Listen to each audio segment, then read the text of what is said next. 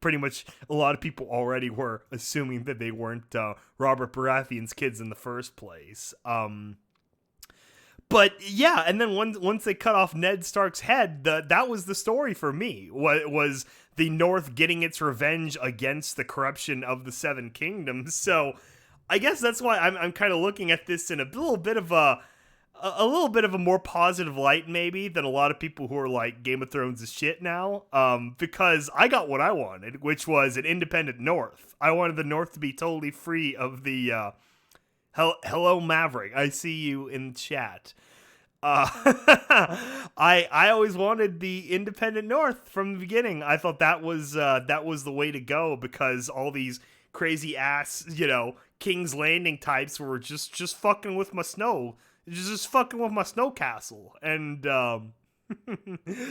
so obviously the journey along the way, that's where all the twists and turns come in, but ultimately I got what I wanted. I wanted an independent North, and I wanted the Lannisters to be fucking dead, and the Targaryens to do whatever, I didn't want them here. Like, we already dealt with you, your crazy ass Mad King almost burned down the capital city, and that was obviously a bad thing, so we kicked their ass out of the entire kingdom.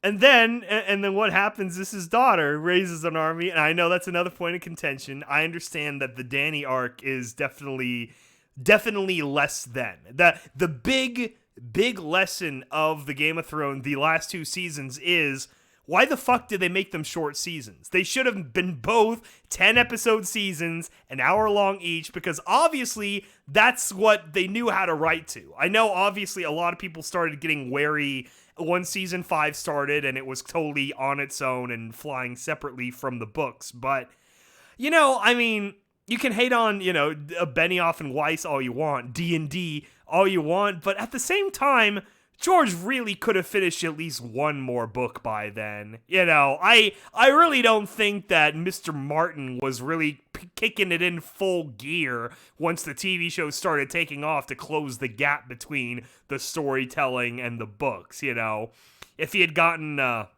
was the next one coming up, Winds of Winter done by the end of season 4, so that they had the material to work off of, HBO probably might have delayed season 7/8 for another year for him to finish the other book too. Was it the Song of Spring, whatever the last one's supposed to be? And then they could have just straight adapted everything.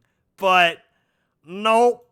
Instead, you let D&D fly solo, and obviously the hardcore book people hated that. But it's like, what are you gonna do? What are you gonna ask of them? Hello, Pyrotechnics in the chat. I see you as well.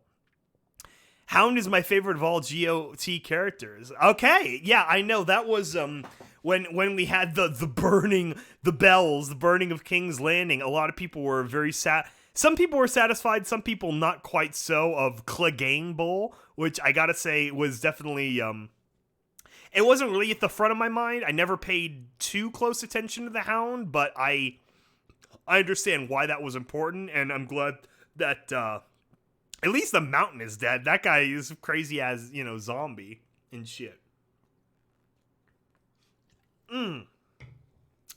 Oh, that's right. Hello, Princess Celestia. Let's get some horse-themed Game of Thrones stuff on here. So, let's go with the classic eat your heart out Dany fans. Because it's all over for her. Yeah, look, I feel for them. I understand that the Mad Queen arc was very rushed and very poorly handled. I do feel for Dany Targaryen fans, but even going back to seasons 1 and 2 for me, it was like, okay, yes, she is doing good things in Essos, and she's, freeing the slaves and all that good stuff, but these are all secondary things in her primary focus, which is, I'm gonna take back my throne. They killed my daddy, and that throne is mine. We built that throne. It belongs to us. And it's like, Yeah, that is true. Your great great great grandfather did sail into a continent that was, more or less doing fine on its own, and under the threat of burning hellfire from above, made 7 kingdoms of people submit to their will, and then built up this giant ass fortress coastal city to celebrate their subjugation of an entire continent. You're right. That throne of Daddy Aegon the Conqueror was definitely your throne. Which is why it's good that shit got melted down into fucking smolder at the end of it all. I guess that's probably another controversial thing. Probably, I'm guessing. I'm kind of taking all this as, I feel like Bran now. I feel like King Bran the Broken of the 6 kingdoms and all the three-eyed mystical raven children of the forest people, where I'm trying to be, empathetic of those various perspectives, but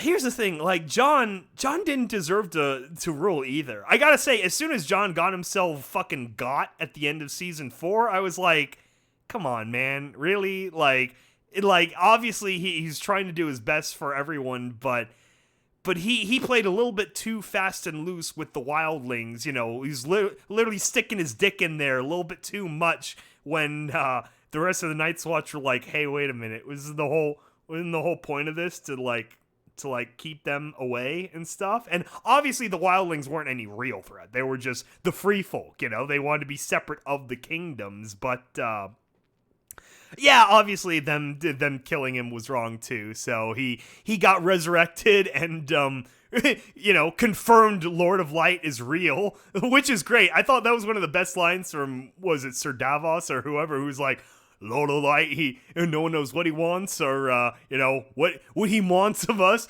and then he just fucks off. It's like, yeah, I know, I don't get it either. What does the Lord of Light want? He's like, lets Melisandre set all these swords on fire, and he lets her pray Jon Snow back to life and be Mr. Azor Ahai or whatever. Which isn't totally consistent. I don't think any of the, none of the none of the prophecies were really super, ironed consistent, which that they kind of has some language in there too about like, oh, prophecies are a tricky thing, which yes, they are. But at the same time, it's almost like prequel, Star Wars prequels handling of prophecy. So maybe that's an apt comparison.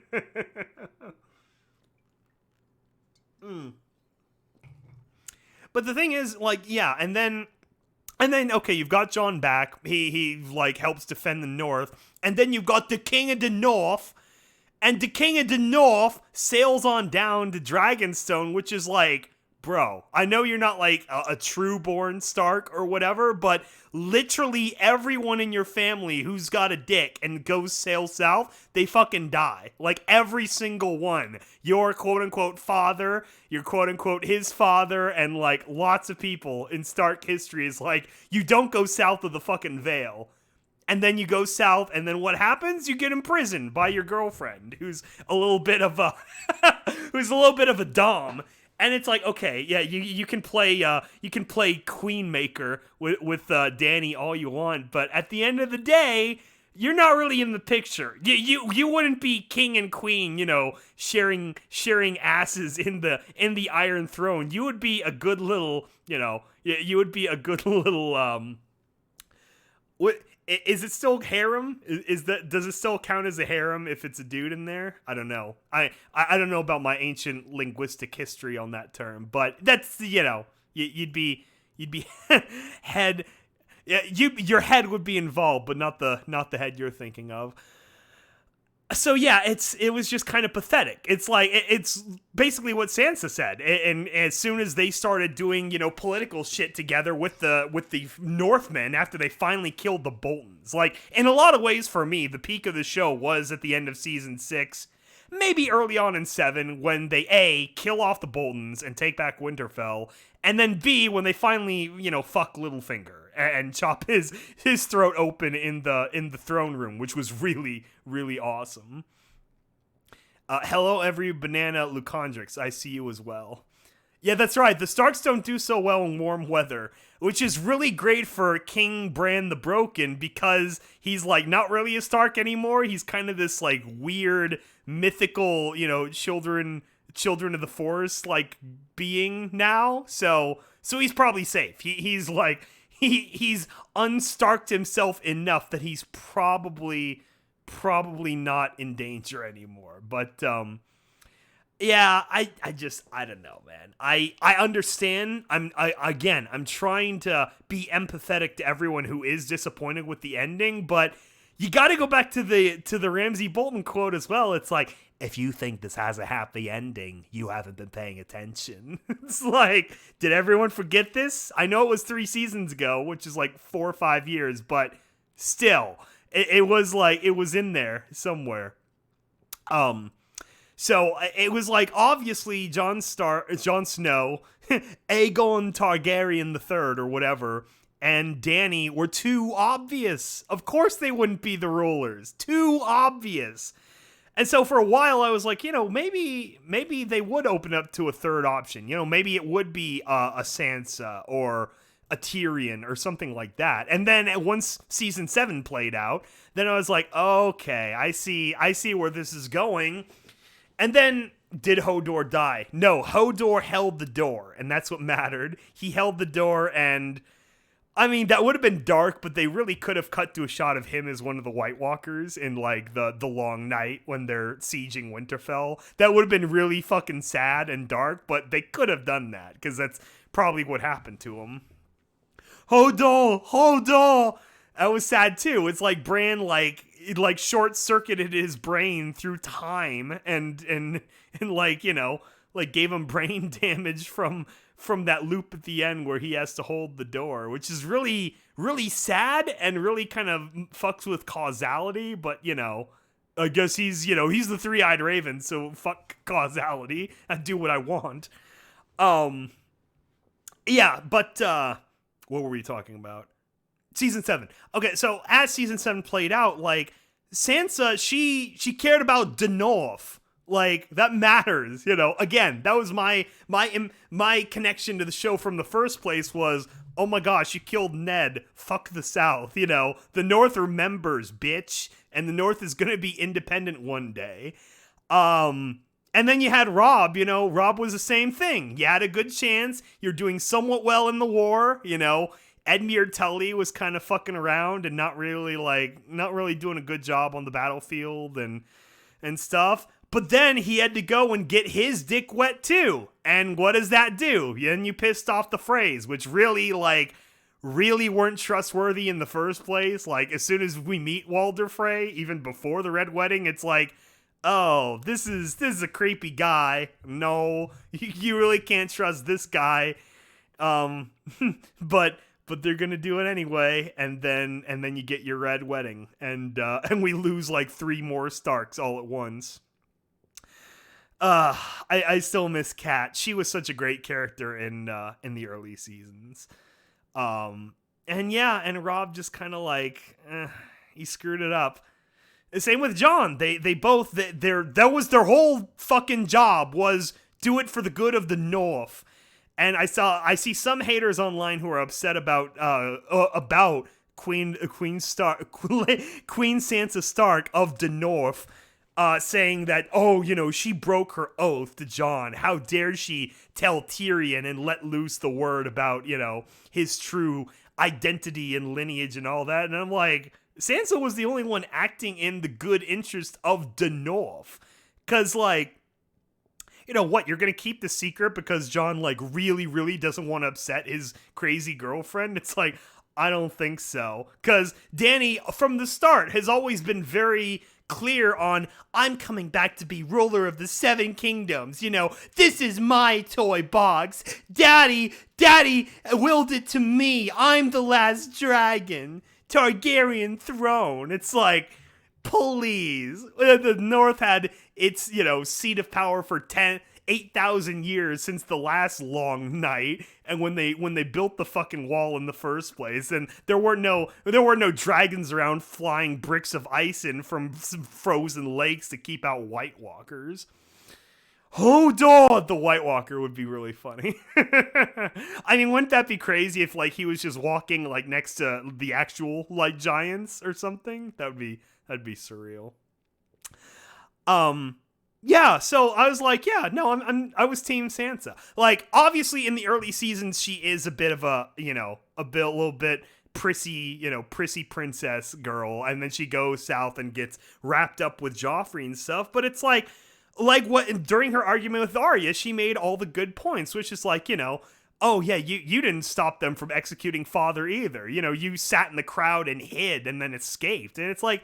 Yeah, I mean, what did you expect Sansa to do? She's not even like a fighter type like Arya. You expected her to like run up and pull a dagger out and try to like stab the executioner? It's like, of course it would have been suicide. So it's like, you couldn't really blame her for that. And then especially as seasons 2 and 3 unraveled and you saw all the, you saw everything that happened to Joffrey and season 4 and stuff. And it's like, she took her punches. She suffered for the decisions she made, and ultimately, of course, that led her into the disgusting hands of Ramsay Bolton. And oh yeah, he's still on screen. Let's get that shit off screen. And then she ended up feeding him to his own dogs, which was really fucking awesome. Because fuck Ramsay. That's right. Denolf remembers. Yeah, so Sansa paid her toll. Like, of course she made a lot of mistakes early on, which were mostly, they weren't like tactical mistakes so much as she was being, a little bit of a ditzy like princess type and not really understanding how big of a threat the Lannisters were. Which, admittedly, Ned didn't either. He trusted Cersei by going to her and telling her, oh, I know your secret. I know you've been fucking your brother, and none of your kids are trueborn, and all these other things that are incredible threats to your power. So I'm just letting you know, by the way, and then I might go tell my family, too. It's like, hey, Ned, maybe you should have done that first. Maybe you should have sent all them ravens first, or said, like, oh, shit, Cat's got a tumor in her toe. I need to go back home for like 6 weeks. And then you stay there and you tell everyone from there and you mount your army then.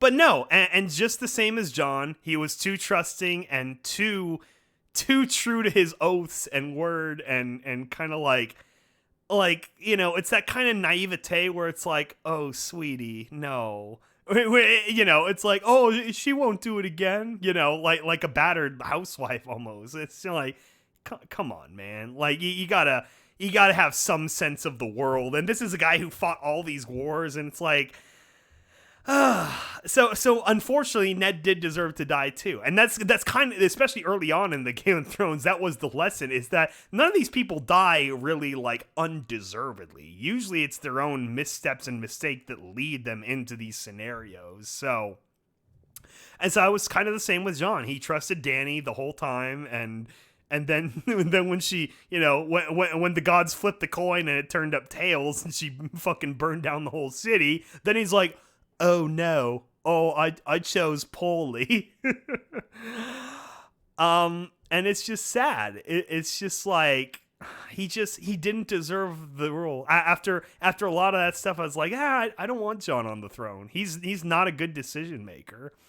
And neither was Tyrion. And then of course a lot of people blame Benioff and Weiss for that as well. But it's like, yeah, like he thought like bringing the Walker to Cersei would make her believe and stuff. And it's like, okay, you got her to believe in the White Walkers, but she immediately made a very smart tactical decision of, okay, well, they're all in the north, so they're going to wipe out most of my enemies, and then I'll have the strength to survive them. And she was kind of right. I mean, they were down to one dragon by the time she flies in.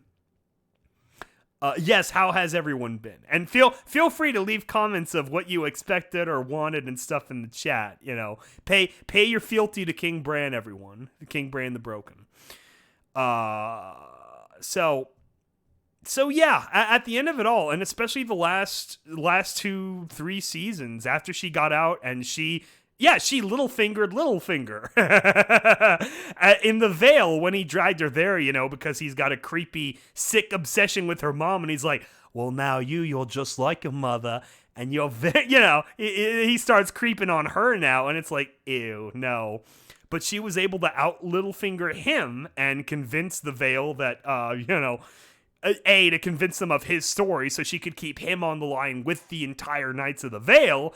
And then once they reach Winterfell and Arya shows up and whabamo, they have their show trial. And then none of the people of the Vale, they're like, yeah, this kind of makes a lot of sense. Like, Lord Baelish has always been a little bit of a snake in the grass. So then, so then that very satisfying moment of Arya, dealing him was, that was really great. That was really great to see. So yeah, she out-Littlefingered Littlefinger, and then from then on, I mean, yes, she did underhanded things like spread the information, but just like in the other discussions, like as soon as Varys was talking about like, we need someone who doesn't want to rule. Obviously, that was like a double dog whistle. To some people, it's like, oh, that's Jon. Jon doesn't want to rule.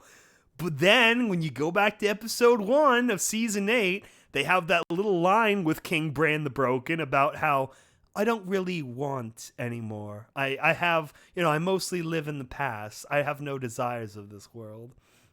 Which is really great. I've noticed in the unfolding Twitter discussions about the end of this, a 9-year-long epic story, some people are pointing out like, hey, Bran probably, because of his creepy-ass powers, like, he says he only sees it in, like, broken pieces, but his dispersion of the information as well could have been, like, setting up Dany to go crazy and then have everyone turn on her and stuff. So maybe he's, like, this creepy, like, terrorist orchestrator, orchestrating the whole thing so he could be king, which, I can, there isn't a hole in that theory per se. It seems like it could be possible. But at the same time, like, okay, Dany was going to subject them all to her will no matter what. I mean, it is like very clearly over the seasons, like, yeah, she was killing a lot of bad people, but the problem with feeling like you're always right is that then once you come up to someone that you're like, hey, maybe you shouldn't just slaughter these people, like the Tarleys, for instance. Maybe we should chill. Maybe let's put them in Harrenhal. Isn't that a great like prison camp? That it's very nice getaway retreat at Harrenhal. No, let's just burn them to ash and damage all these relationships with Sam and Jon from the outset. And then even better, when Jon learns his real identity, he's like, I kind of don't want to fuck my aunt anymore. So it's like, then it's like, yeah, not. He might be Targaryen, but at the same time, he didn't grow up in this, like, incest is totally cool culture either. So yeah, of course he'd be a little weirded out about it. But no, instead, she's like, oh, fine then, let it be fear.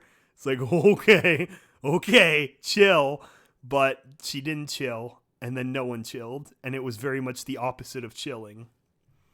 But it was great, though. Like, I appreciate, like, obviously, a lot of people had a problem with the desert gate of King's Landing as well, which I understand as well, but at the same time, there are some angles, especially from the opening shots, where it kind of looks like that's where that, like, desert-looking gate could be. So, I don't know. And then the and then the big dragon battle where everything's like daytime and summery and everyone's like, oh, I guess winter disappeared pretty damn quickly. It's like, yeah, I mean, maybe it's just, it didn't snow that day. This is the day of the fire apocalypse after we got done with the ice apocalypse. So it makes sense that, like, you want it to be a nice sunny day where everyone's fucking burning to death because, it's funny that all these episodes probably got produced and finalized months ago because it's like common complaints got answered like in the next episode. So in the long night, the whole first half an hour is just fucking darkness. Like they were, they had $10,000 budget to work on. So like, okay, turn all of the contrasts low and turn all the brightness to 0. And so then it was like the burning of King's Landing was like an answer to that, where everything is in bright, noontime sun day, and very, obvious. You could see everyone crisp up. So that was kind of funny. And then, of course, when John, he didn't pet his doggo, he didn't show Ghost, the goodest boy, any love. Then, he gets sent back to the north and finally pets him. He really should have hugged him, it's the most again, cold, distant kind of affection you could show for an animal, which I guess is fitting for John, but still. Here's the thing too, it's there's no Night's Watch. I mean, the whole point of the Night's Watch was to keep back the fucking White Walkers and the wildlings too, but it's they're friends-ish with the wildlings now, so that doesn't matter. And the White Walkers are apparently all dead, because, the Children of the Forest created them, and the Children of the Forest went to, they all turned into the Children of the Petroleum or whatever, so they're gone. It's not like they're about to make another Night King or something, the few that were left. I don't know, maybe they do, but... So, yeah, why would John, here's the other thing, too. At the end of this all, why would John abide by the Six Kingdoms, or even the Free North, or whatever? They treated him as a bastard for his whole life. Something completely out of his control that he thought his dad, just fucked a prostitute and he was the illegitimate birth or something. And it's they treated him like garbage, and his quote unquote mother, Catelyn, treated him like absolute garbage as this horrible, symbol of Ned's sin, which of course wasn't Ned's sin, but for all practical purposes of her life and his life, that's how it played out. Why would he want to stay with them? Why?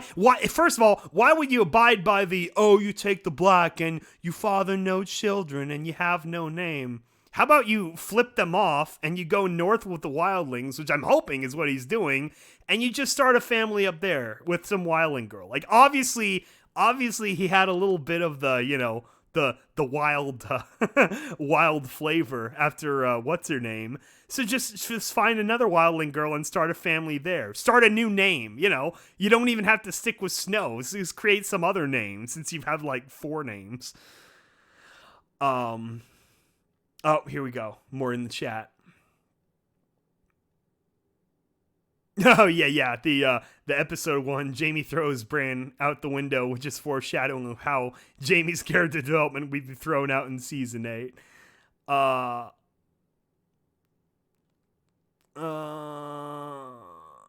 Insurance requires... Wait, what? Something about narcolepsy? Can you say more than Hodor? So that's good. all that matters is you can say more than one word, and you're probably good. Where's I going with all that? Shit. What was I just going on about? Oh, yeah, John. So, okay. Yeah, you've been fucked over by the Seven Kingdoms, and, okay, they had to make this deal you'll take the Night's Watch Black to make sure the Unsullied don't start a war with you or anything. It's okay. So, you just go north for a few years, and the Unsullied, they fucked off to, Nareen? What was the name of that island? It was the island that, My Sunday was from. That they went off to that island to conquer it, I guess. I assume there's some kind of government there, but okay, they're off to that island. So give it 4 years until, they build a navy again, and then just tell Jon okay, you're fully restored. Who cares? Are they gonna come back? They're gonna sail back over the sea just to get revenge for one guy? I don't know about that. I'm not sure about that. But yeah, I mean, with the kingdoms and the Night's Watch killed you and stuff, why give any of them the time of day? At least the wildlings, they treated him like a person from the start to finish. It was the same thing with Tyrion's storyline, where it's of course he freed Jaime. That was probably the best part of, one of the best scenes of season 8 was him talking to Jaime in that room there and being you're the only one that never saw me as a monster. And it was just so sweet. This genuine brotherly love from this poor guy who's been hated by everyone just for who he is, just like Jon. Just the circumstances of his birth, he didn't choose to be a dwarf, he didn't choose to kill his mother, their beloved, what's her name, Lannister, when he was born. and he had all this infinite hatred from their father and Cersei from it, and Jaime was the only one who ever loved him and always cared about him as just his brother. And it's like, of course he would free him. Of course he would go through all that for Jaime's sake. And yeah, I don't know about him, like, you know, dying with Cersei, but at the same time, it's not like, I don't know. I didn't think that was a total reversion per se. I mean, he knocked her up again just as recently as like season 7. So it's like he wasn't really like, he didn't really defect until the point of, okay, the evil ice monsters are going to kill all of us in the world. And he genuinely believed that. So he was still acting in the faith of protecting her and their new child, whatever that would have been. But, you know, but then when that was over with and the chips were down and they were like, well, obviously no one's going to love any Lannister in the North. And, you know, even Tyrion with his constantly changing alliances is pretty much hated by lots of people too. So, of course he wouldn't stay in the North. Of course he would go back down.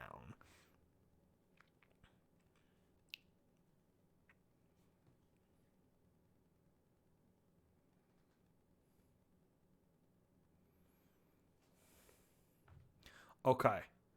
Oh, shoot. Now we have more people. More people have showed up. Okay, let's change the picture. Let's change the picture and catch up on the chat. See what the peeps are saying. It's a good one. Here we go. Helping Twilight win the crown. There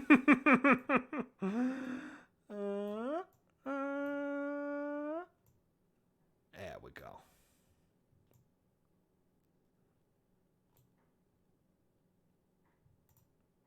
That looks a little... Yeah, it looks weird. Let's cut it off there. Okay.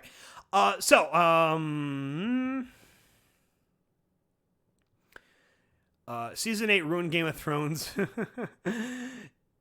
See, you can say more than Hodor, yes. I do like the action for the series. Has a ton of story to resort to, just action. 8-5, the bells was so bad and stupid. Euron Jaime fight was pointless. Even Jaime was like, yeah, I know. Euron was an interesting character. He just wanted to, like, I don't know, he just wanted to show up Jaime. And he's like, you know, yeah, he took Cersei from him, and he thought that it was his, you know, child inside Cersei and all that. So he was just this weird, just total pirate kind of hedonistic character. So at least that was consistent. He might have been basically one note, but it was, you know, it was a colorful note.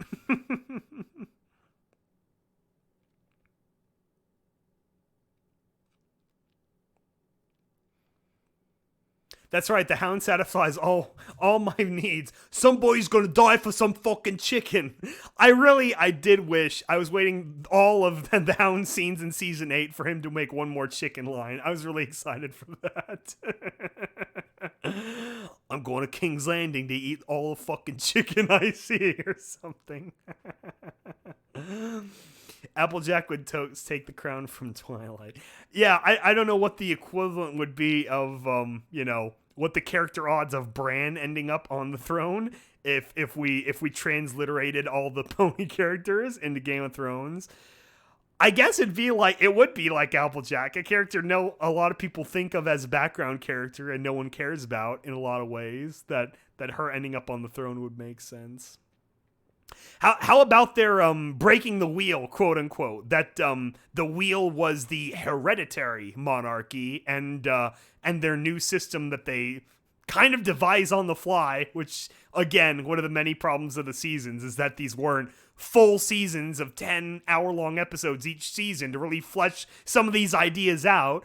The idea that you know, Tyrion just kind of like, I've been sitting in a jail cell thinking this over, and how about we do a Plato's Republic, basically, where you have the people of gold, you know, the highest quality people, basically, you know, have an oligopoly, and they just pick their ruling, you know, king every time the last one dies, which is like, I guess it is progress. It's technically a step in the right direction of Platonic republicanism over straight, you know, hereditary serfdom monarchy. But I guess it's baby steps. You know, you got to do baby steps. It was funny with Samuel Tarly immediately going like, how about full democracy? And they all laugh. It's like, yeah, of course they would laugh. It's not going to go that way right away. That's for sure. It didn't go that way right away in our world. That's for sure. Oh, Euron was amazing in the book. Yeah, this is a book-free discussion. I've listened to the first book, basically, but it's like, the books don't matter. Why would the books matter? The books are never going to end, so the books don't matter. That's kind of my perspective. I hate things, for the most part, I try not to get invested in things until they have a conclusion, I should say. Obviously, a lot of people feel very unsatisfied by the conclusion of the series, but it's like, at least it came to an end. At least there was a proper scripted story end rather than just kind of dropping out like Firefly or something, and they have to patch in an end later on. That's usually why I'm behind in a lot of stories and series and things, is because I really don't like to invest. I'm like, I'm not going to get involved in something and then it just gets cut off and there's no resolution. Like, you know, it's like, it's a giant fucking tease. It's like, you know, of course a lot of people don't enjoy the end, but obviously at least it's an end. And like I said, I'm trying to empathize, but I got what I wanted. What I cared about was an independent North, because the North fucking remembers about what they did to Ned and the rest of the family. And, like, I forget what line it was, but about, how dirty the Red Wedding was and stuff. It's like, so that's what I wanted, was an independent North. And also, all the Lannisters dying off, which is basically what happened. Like, I don't see Tyrion rebuilding the Lannister house. I just don't see that happening. And then the Targaryens fucked off, which is another thing I was hoping for, because it's like, no, we just got you out. We're not gonna let a whole new Targaryen, you know, fire and blood dynasty take over the world all over again. It's like, all because you have some magical connection to these super weapon mythical creatures. Plus, as soon as Drogon dies, and that's it, you know, he died. You know, apparently he's male. All of them were male dragons, so there's no other eggs, probably. So, yeah, once he dies, then it's all over.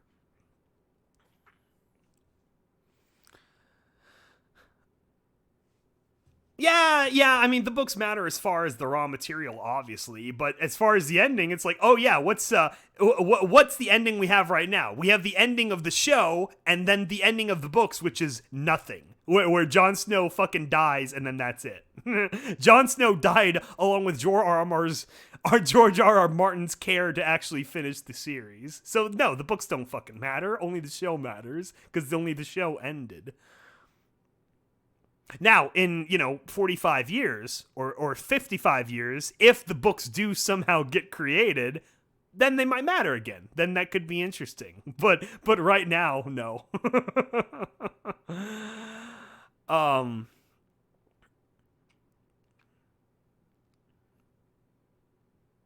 Yeah, and that is ultimately the problem, and I find that with a lot of properties I get invested in as well. It's like, no, you can never go from book to show. It's always a reduction in information just by the nature of the medium.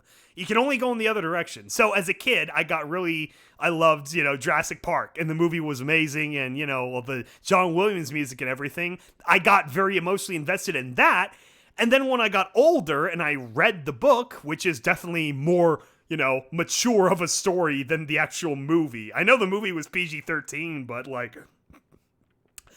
think of the sappy, emotional way the movie ends of they're flying in the helicopter and everything's all sad and stuff, and, John Hammond is staring at his cane about his lost dreams that were, he reached too high toward the sun, and a little bit of an Icarus moment. And then you read the books and it's like, oh yeah, John Hammond fucking died in a ditch after being bitten and bled out by dinosaurs. Oh, and then the mythical, the imaginary Cuban military came into existence and flew on over and firebombed the whole fucking island.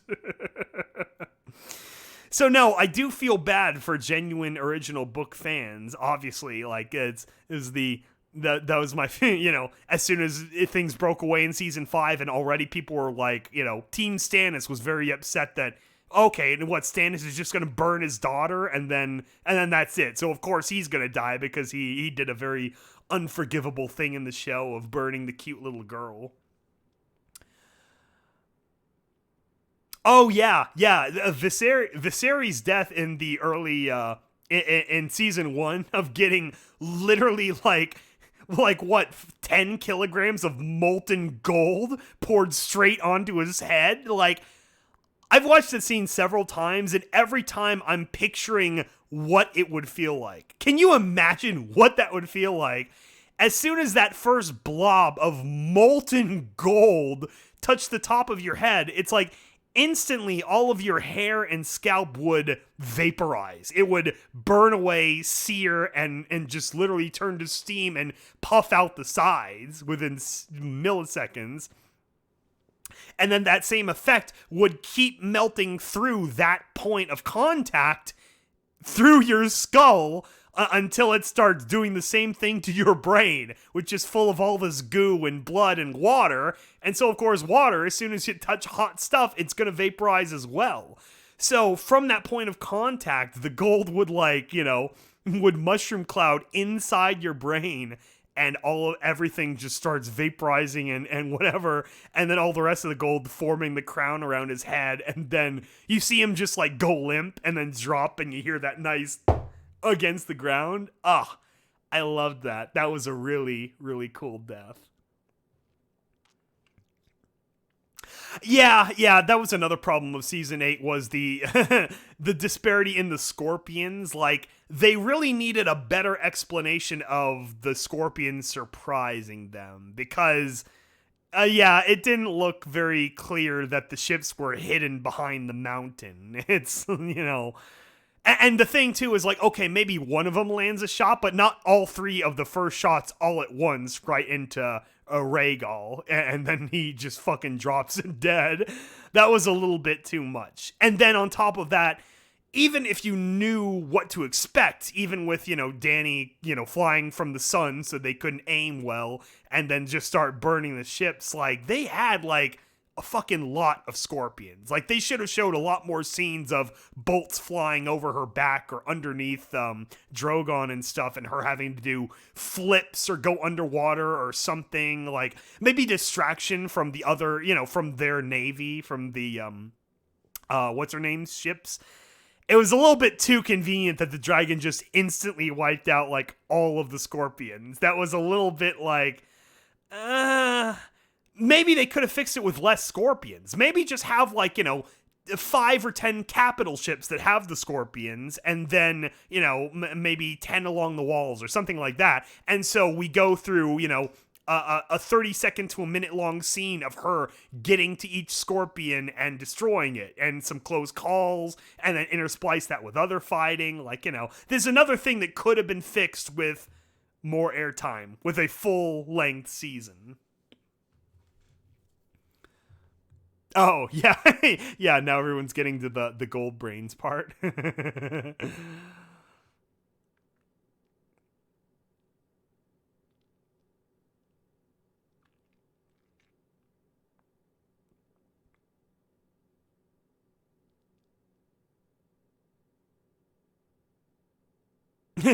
Only the richest of zombies could afford grilled brains with gold leafing. Yeah, that's right. Yeah, the White Walker stumbles on Viserys' corpse, and it's could you imagine that if he got resurrected and he's just walking around, basically a skeleton like Jason the Argonauts, but with this giant gold lump in his skull? Maybe the neck is just barely holding his skull aloft while it's dangling over his chest or something, because of how heavy that much gold would be compared to bone. Because bone, I mean, it's not dense. It's there's pockets inside bone. It's one of the hardest materials by weight in nature. So that would be really funny.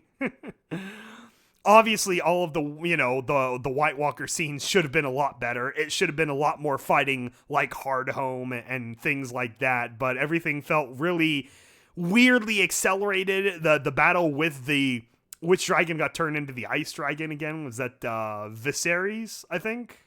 Something. Should have been much more battle scenes between him and Danny and John's dragons, and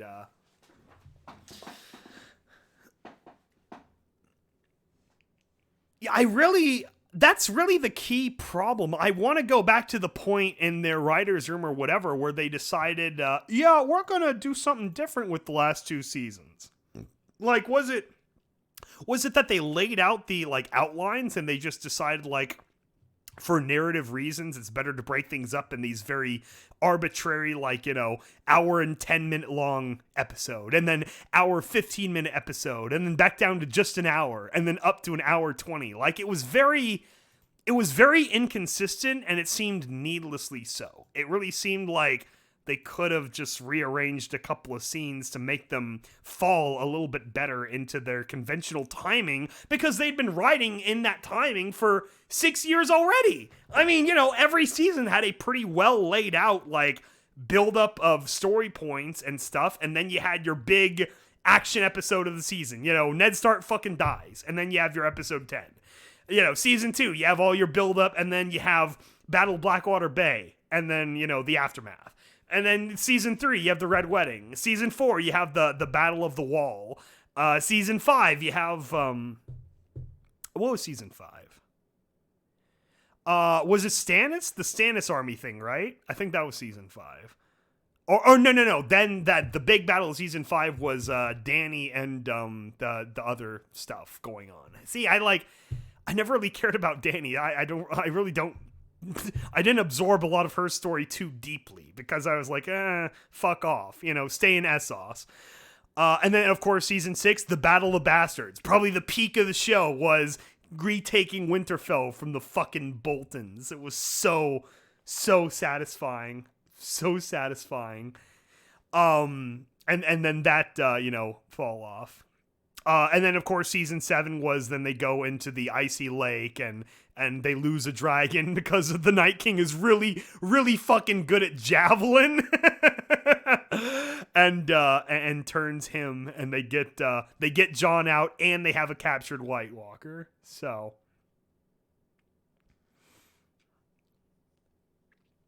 yeah, that is another thing too, is the power of dragon breath seems to change. Like, in the history, during season 2 and 3, when we're at Harrenhal, they talk about Harrenhal was this giant, foreboding castle that got fucking melted down by one of the original Aegon the Conqueror's fire, breath or whatever. Like, the rocks melted. It wasn't like what happened to King's Landing, where everything's just magically exploding, which was a little bit silly. It's like, well, look at how long it took for Drogon to melt the throne. Like, I get it that a lot of those blades are, now technically Valyrian steel because they got melted by dragonfire in the first place, but at the same time, that took like a consistent, like, 30 seconds of breath. And I get that, like, narrative and whatnot, but when she just started, like, doing, like, crop circles over the city and all the buildings, like, instantly exploding as soon as dragonfire touched them, that was a little bit of an inconsistency. It would have worked a lot better if she just started strafing the streets and we saw a few scenes of, like, dragonfire going down into the sewers and then the dragonfire creeping through doorways and into the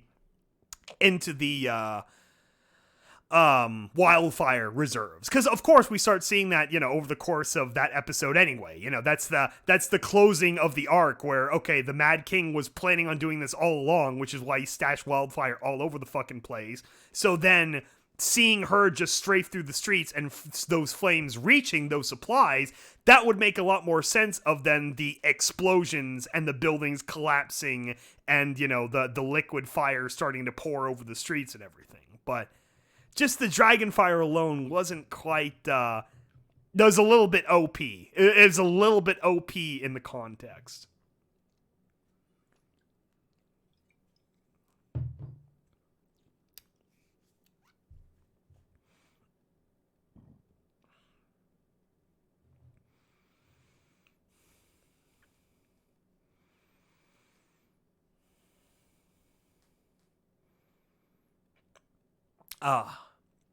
So, as I can see the discussion in the chat, what would anyone else? Let's do the simple question. If let's go back to the end of season 4. Who would you ultimately would have wanted to see on the throne? If you were the one controlling the narrative after the point of divergence from the books, how would you have done things? Would you have made it so Stannis didn't kill, his sweet baby daughter and he ended up on the throne? Would you would have wanted it where Jaime stays turned on Cersei and he kills her, and then I don't know, Tyrion ends up on the throne? I see most people were very hardcore in Team Dany or Team Jon, and so because of that, I feel like that's where most of the animosity is coming from ultimately. Because yeah, the average normie, they don't care that the season is poorly written per se. They care about the fact that their guy or gal didn't end up on the throne. And it's like, yeah, I don't know. I don't think it was bad writing necessarily. Like, here's the thing for me, like, I understand all the deep complexities and whatnot, but after it diverged from the books, it's like, finally, like, there was a little bit of good news, like finally, okay, the, like, literally we're just dropping Starks left and right and all this bad news and stuff. It's like, okay, then season 5 and 6, like, we're freeing Sansa and we're taking back Winterfell, and like, progress is being made. Like, a story is being completed, which is a lot more than we can say for old Uncle George. The idea that actual arcs are being closed is at least something, rather than just like a lot more of flailing and then fucking up and then, wasting time in Essos. And yeah, the lore about the Mad King has a lot longer of a period of time of him going mad. Like, I watched, was it the Alt Shift X video or something talking about how, they had all these,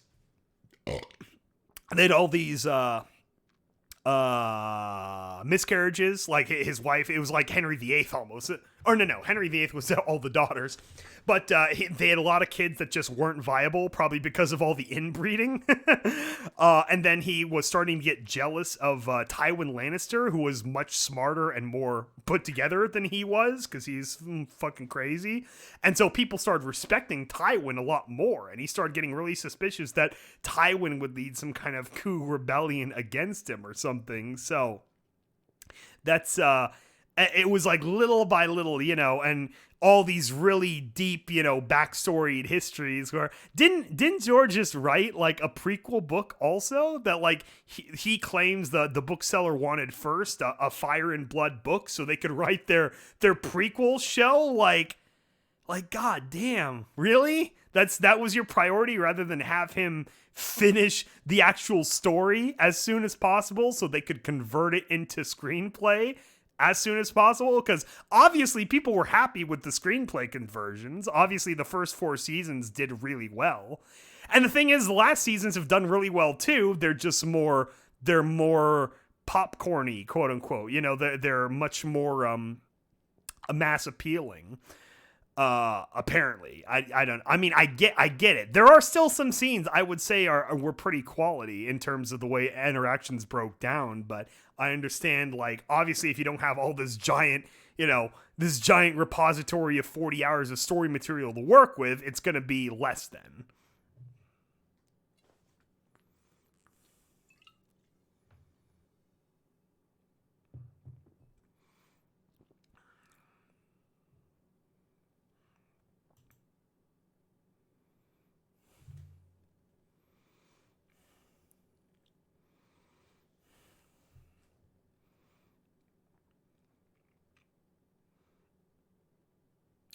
Yeah, no, it's everyone has an opinion about the season for sure. It was not a, I don't know. Like I said, I'm trying to be as empathetic as I can with all opinions, but I'm okay with the ending. I got what I wanted out of the show, so I'm sorry for people that are really upset with how things unfolded, but mostly that's George's fault more so than D&D. So I don't know. Because what was it? The first books took, I think it was 3 books over like a 6-year period or something, where it was like every 2 years he got those first books out there. And then there was a giant gap from the 4th one, which was it the something or other. And then the Dance of Dragons was the 5th one. And that one came out like right when the show started. And then basically, except for the book that came out right when the show started, nothing. It's been 8 years, and not even the next book, not even Winds of Winter. Like, really? I don't get it. I really don't. What has George been doing for 8 years? Just sitting on a pile of money and, masturbating to his success? Is like, I don't get it. I mean, it was bold of Benioff and Weiss to take the chance on this series that, originally George had written it to be unfilmable. He wanted to be his big giant, epic fantasy, fantasy against tropes or whatever. And yet, with a little bit of finesse, they were able to adapt, 4 seasons of very quality storytelling, obviously that everyone got attached to, and it became the super phenomena. So they did something right. It's not, I'm sure going back to 2010 when that book was released, they didn't know that it would then be over 8 years until the next one came out. So I don't know. That's, but the North, the North is all that matters. That's all I'm saying. Is that was my perspective on the show, was revenge of the Starks against the kingdom for fucking with them and the North. And now there's a quote unquote Stark on the Iron Throne in this new weird ass system. And I know Bran's kind of like not really a Stark anymore because he's like a creepy, Raven man, but he's still a Stark. And Sansa was actually a good Stark. She didn't screw up like her dad or her brothers. Or, I'm sorry, brother and then John, who's like cousin, and stayed in the North and fought for the North to make sure that they got their independence, because they just got fucked over so consistently by all these great houses and the Boltons, which were kind of Northerners themselves, to just side with the Lannisters. And, they were just sick fucking people anyway. Like, who has a banner of an upside down flayed man for their flag? Like, what kind of fucking psychopaths do something like that? Like, they were the most comically everyone thought Joffrey was comically evil, shooting prostitutes with arrows in his bedroom and stuff. And then fucking Ramsay Bolton marches onto the scene, and it's like, oh my god. This is ridiculous. Has anyone seen the new season of MLP yet? Oh yeah, if you guys want to pivot from Game of Thrones, I feel like we've discussed everything that can be discussed. It's, we could talk about, how everyone's enjoying season 9. I think for sure, everyone should watch the Frenemies episode as soon as possible, because that was a fantastic episode, and it just turned out so well. The just seeing Cozy Glow doing all these cozy glow things has been it's been really, really adorable. Just look at that face. I was literally having a Shirley Temple while watching it, and I'm like, oh my god, I really hope we have like 2 or 3 more episodes of her before we wrap up the season, because she's so great. It's just this adorable little monster. Absolute little fucking sociopath.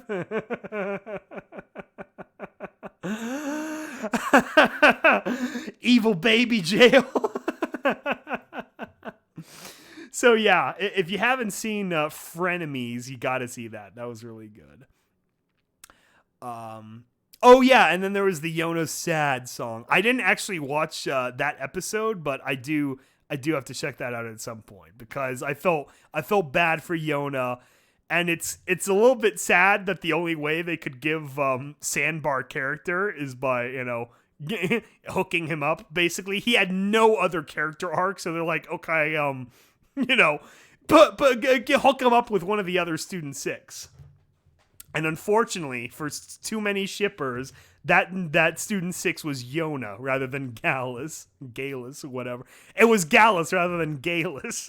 So people are just gonna have to accept that Gallus and Silverstream are the OP or OTP. So yeah, no, there have been some good episodes this season.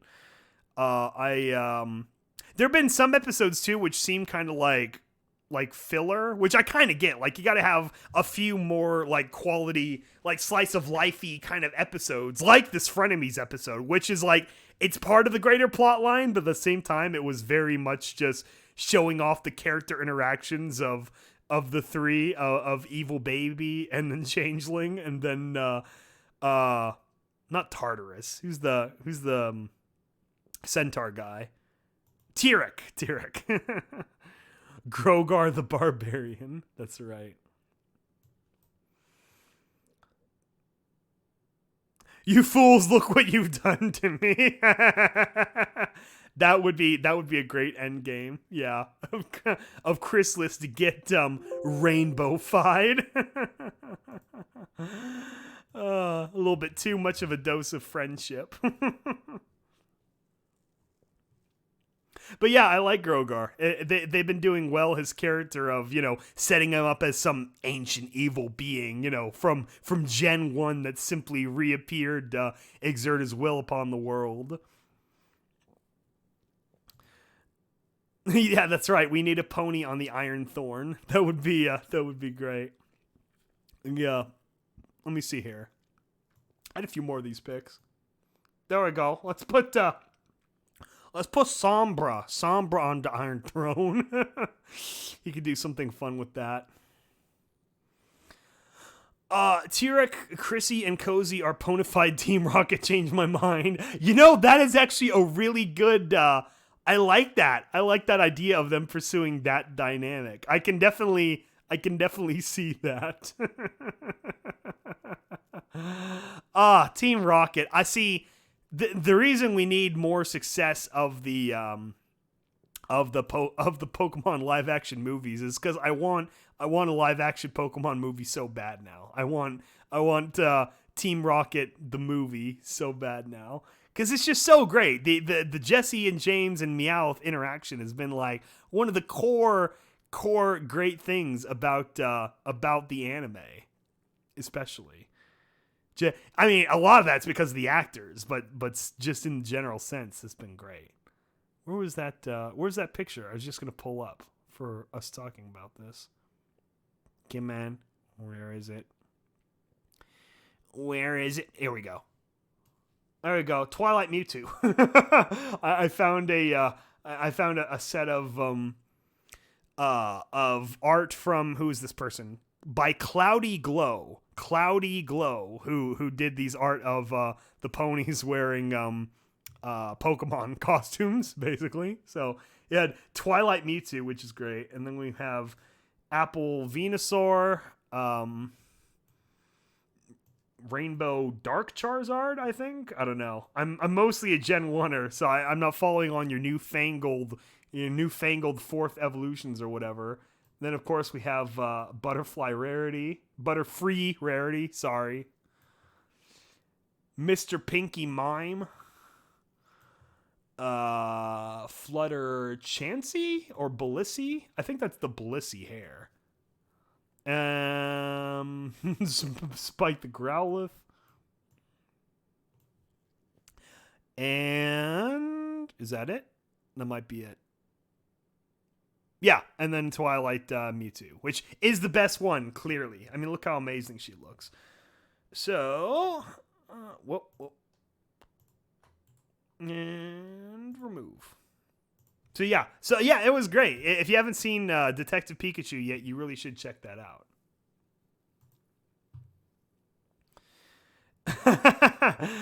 Oh, here we go.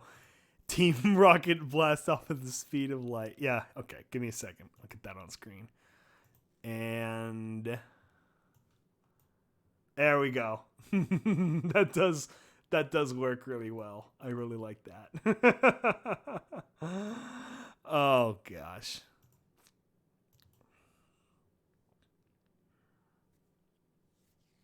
I need to pick me up after the depressing Game of Thrones episode. Yeah, it seems like most of the chat is also let down by Game of Thrones. I'm very sorry. I'm very sorry. Genuinely speaking, I guess I lucked out that my expectations were certainly toned or honed in of a certain expectation I wanted out of the series. So I guess I just lucked out. It's not Dark Charizard, it's Shiny Charizard. Oh, I'm sorry. Yeah, but that Sombra voice, though.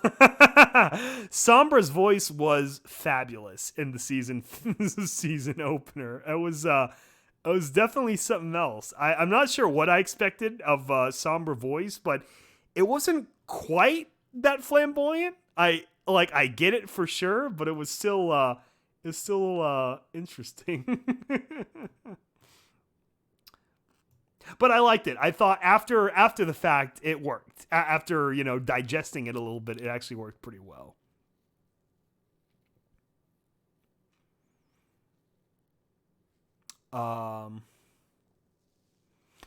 That's right. I'm going to take over all of Equestria and do it fabulously. Like, honestly, even going back to season 3, a lot of people were kind of taking that away from Sombra as an inferred personality. So maybe the show creators saw all that and just thought, okay, sure. Although obviously the ultimate canon version of Sombra is my Sombra from Fall of an Empire, at least with his backstory.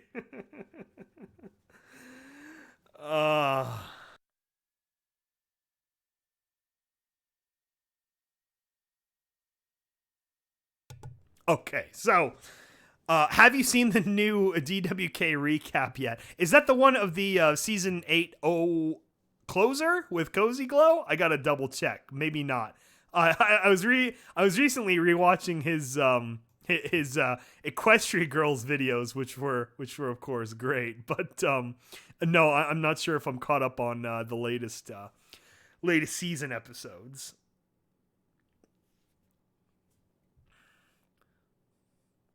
Long live the King Sombra 2019 original line. That's right.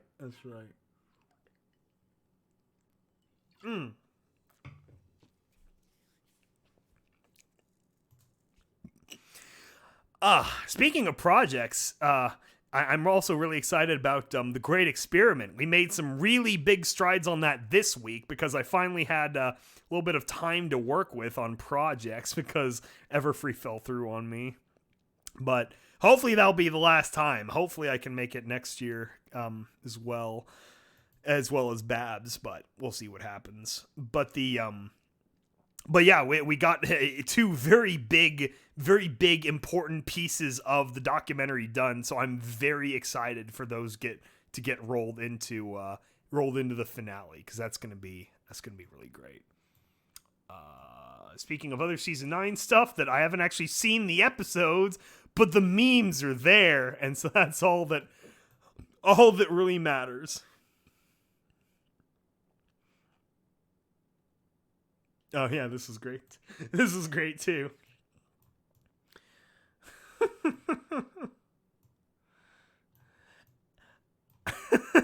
That sounds so great. Oh, what a cute filly. Oh, careful, honey. She's got a knife. Oh, what? What? No, I don't. No, I don't. Oh, film cow. It's so great.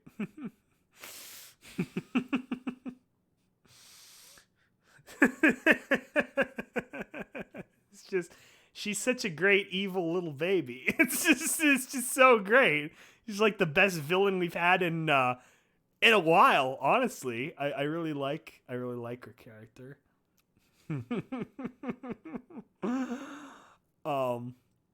Oh yeah, I'm waiting on the latest symphonic metal opera. That's another thing we've been making great strides on is Pillars of Equestria. I'm really excited with what's been developing there. We're getting more and more of the songs finalized, so hopefully soon. I can't give an exact date, but things have been going well, so hopefully hopefully, I don't know, maybe June, July. I think it'll be out before July. That's the way things are going right now. So no promises, but things are going great, and we want to make sure it's done before we release it. So the wait will be worth it. We're very close.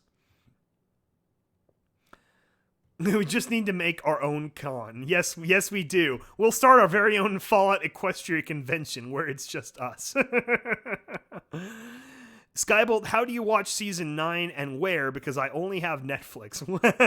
Well, you see, that is one of the utilities of a little site called Equestria Daily. And that is ultimately the thing that got me to check out Equestria Daily regularly in the first place, was when they have their episode streams, quote unquote, they'll post up their blog, their article that links to a bunch of streams that play it live when it actually airs.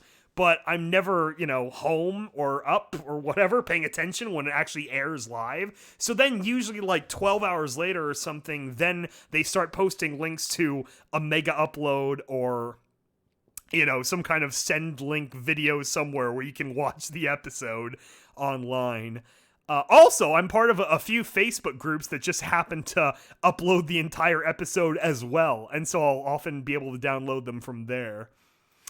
And it's like, and then when the season comes out, I buy the season DVD, and I'm waiting to buy the whole series on Blu-ray as soon as they make them. So they better fucking crank out some Blu-rays once the series is over with. I'm telling you.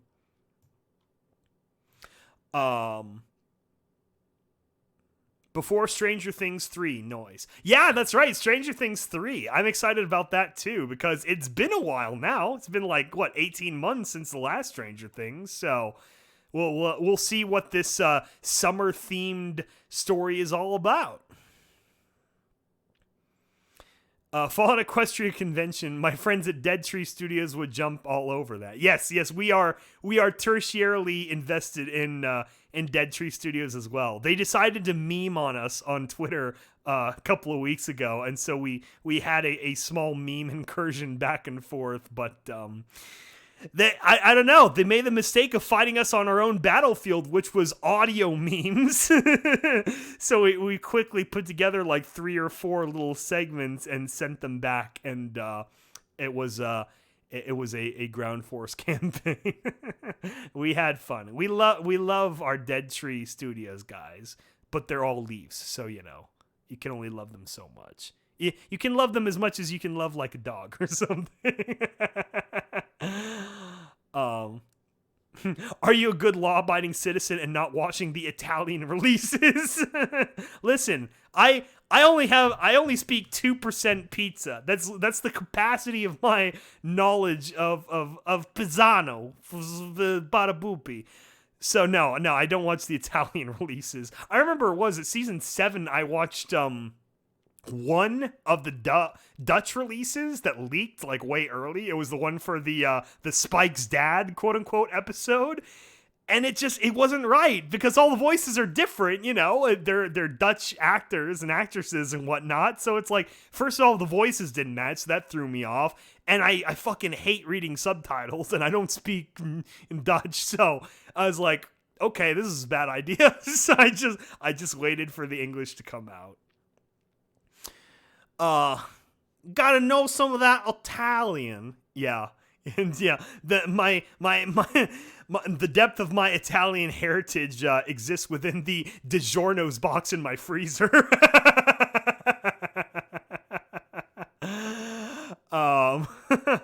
MLP is not Italian to begin with, though. That's right. Well, you know what they say about the Dutch is you always go back to the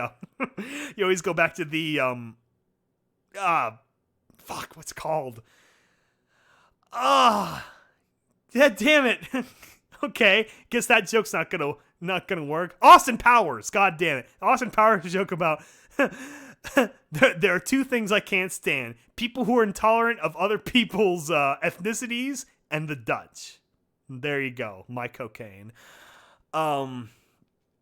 Yes, but legal episode airing international or not. Yeah, it's I don't have TV. No one has TV anymore. Fuck TV. So it's you find a way if you open up your eyes, and then it's like just sell us, I give us the physical media, on the back end. I'm not gonna drop $40 for a season that I'm gonna buy on DVD or Blu-ray in a few months anyway, as soon as it posts. So it's like they gotta offer more options. They gotta, this is like with Napster. Like the market needs to adapt to the needs of the people.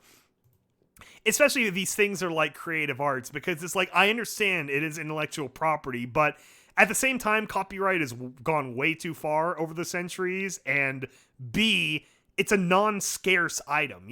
This isn't like the ads from the 90s, like, you wouldn't steal or you wouldn't download a car. It's like, fuck yeah, I would download a car. Are you shitting me? If I had some giant, like, 5 meter by 5 meter by 3 meter 3D printer in my backyard, and it was hooked up to a bunch of giant hoses that led into a junkyard that just, fed raw materials into it, fuck yes, I would download a car and have it print that shit up for me. Are you kidding me?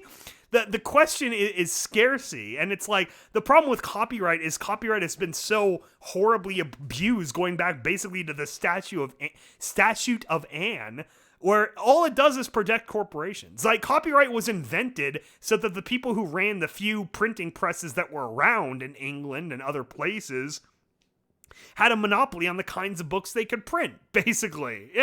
It's always been about censorship and limitation of information, which of course is what manifested in Article 13 and Article 11, and now they changed the name to like Article 17 or whatever, European elections. If you're not a fan of the articles of internet iron curtaining, you be sure to vote in your European elections this week. I think they're this week. I'm pretty sure they're this week, because there have been a lot of memes related to the elections online lately. My family is mostly Dutch. I have what do I have that's Dutch? I have a little bit of Dutch somewhere. It's mixed. It's part of the British admixture. I think I'm like 5% like British Dutch, like kind of like a blend. There's a little bit. I'm very continental. I canceled my cable and upgraded my internet to 400 megabits per second. That sounds amazing. See, that's what a really advanced society like Korea or Japan have, like crazy awesome gigabit connections. And I lived in California. I lived literally 5 miles from Google's front door. Like, I could have I could have like got a decently powered slingshot and probably, crashed a baseball through their window. And I had shit internet. I had this Comcast 75 megabits per second at like $100 a month or some stupid thing like that. I don't know why Silicon Valley, the heartbeat of America's digital technology industry, has such shitty infrastructure for internet, but it really does. I blame Gavin Newsom, just like with gas prices.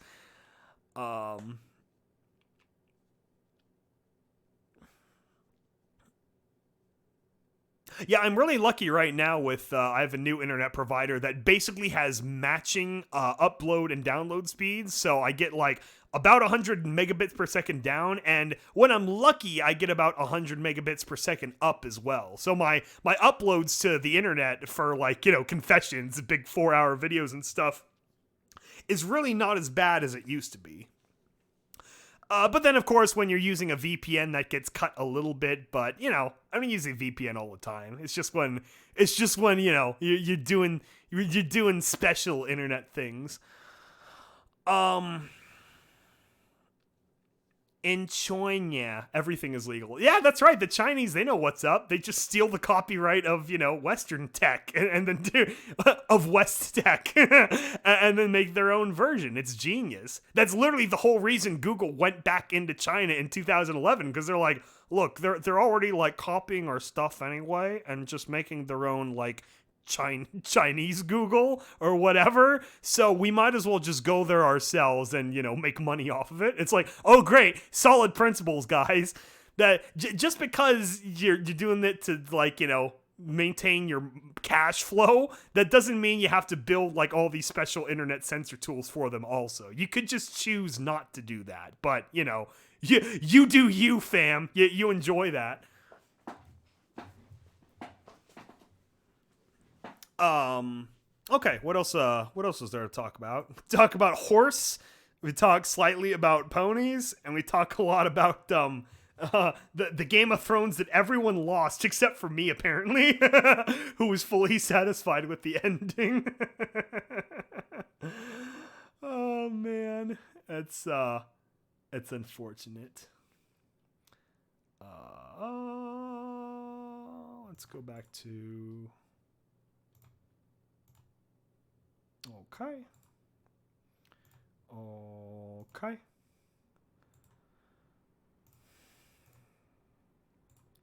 And there we go. Okay, so yeah, I guess what else does anyone want to talk about? There's are there any other movies? Oh, we could talk about Endgame. We're plenty of time past Endgame. Did everyone enjoy Endgame? Did that successfully, satisfy everyone's fancies? I honestly don't know. There are some people that didn't like Endgame, that they were disappointed by how it, unfolded or whatever. I enjoyed it. I really liked the way the time. Well, obviously the time travel, you can never perfect time travel stories. It's always very hard. But I feel like they did a halfway decent attempt, considering time travel is like a function of the Infinity Gauntlet anyway, because of the Time Stone and stuff. I thought they did all right with it. I thought it was really neat seeing, Steve, get to spend his life with Peggy after all, or Tony Stark getting to meet his dad when he was still a fetus, and talk about like just bullshit stuff, which was really surreal.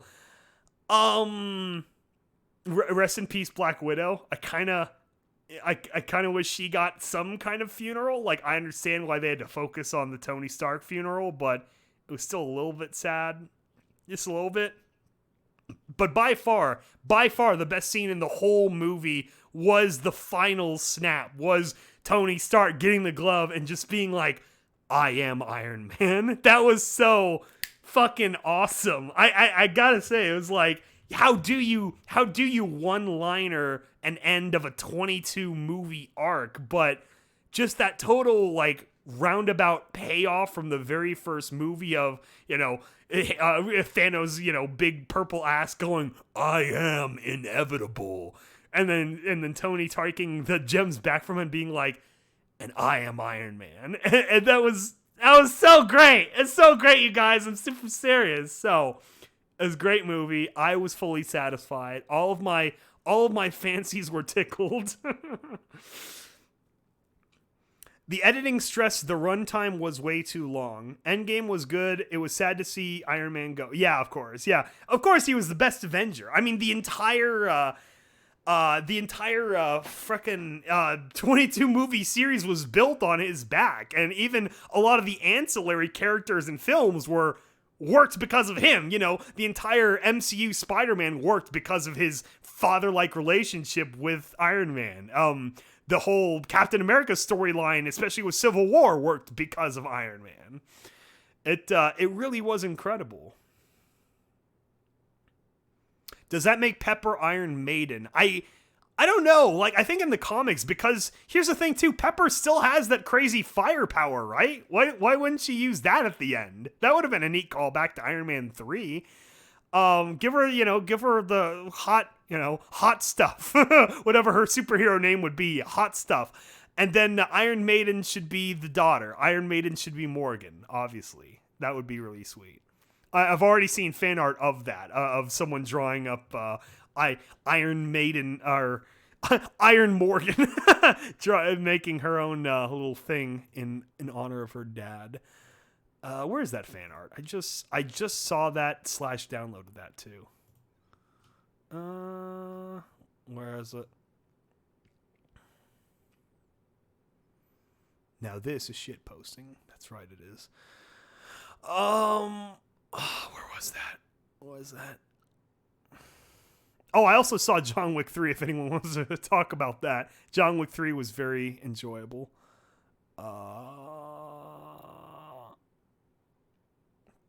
Did I download that art? Oh, I'm sad now. That's really good art.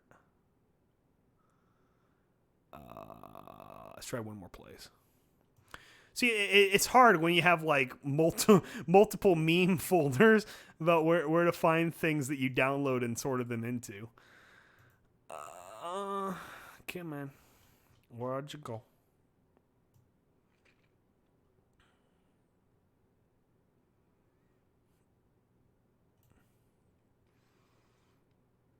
Morgan blasts Iron Maiden music as she wrecks villains. That would be great. That would unironically be great. Have an Iron Maiden movie and have her, all these callbacks and have Pepper, hot stuff the superhero do stuff too. I don't know. Pepper was always the techie in the comics. I feel like they could have done that more. I don't know why they didn't have her in more movies. Like, is Gwyneth Paltrow just too expensive? Like, I don't get it. Like, I guess it kind of made sense that they wrote, what's her name out of the Thor series, because they were already, like, kind of moving Thor out of being, like, in a relationship. Like, I don't know. They weren't sure what to do with Thor, obviously, so they handed him over to Taika Waititi, and he did a good job, but it's like, obviously they never really had a solid grasp of how they wanted to do Thor, so...